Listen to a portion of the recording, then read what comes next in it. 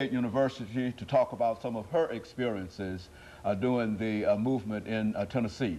And of course, Professor McKissack, let me welcome you to the show this morning. I'm pleased, delighted to be here this morning. And to tell you how delighted we are to have you here this morning, and especially to talk about the civil rights movement in Nashville, because we do understand that the Nashville movement was very, very important to the overall civil rights movement.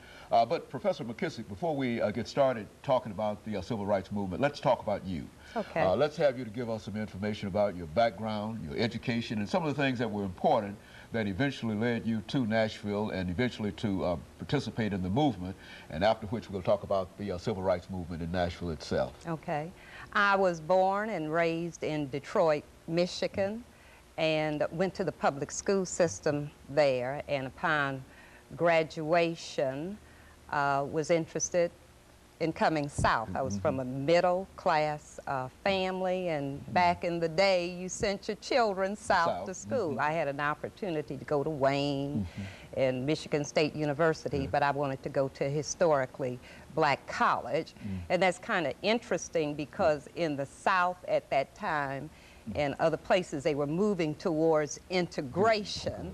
And I had been in integration, living in, predominantly white communities, integrated schools, and I wanted to have the opposite experience.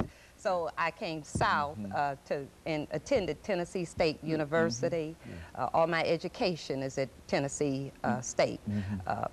My master's and plus at Tennessee State University, and Peabody, additional courses at Wayne and the University of Northern Colorado and so forth. I taught in the school system for 32 years in metro schools, was part of the integration of the schools, the magnet school program and so forth, a desegregation plan, a lot of things. Facing adversity is what I did. Okay, very good. And have been an adjunct professor of history at Tennessee State University for 16 years now. Taught in the pilot courses at Rivergate and Vol State Community College, teaching African American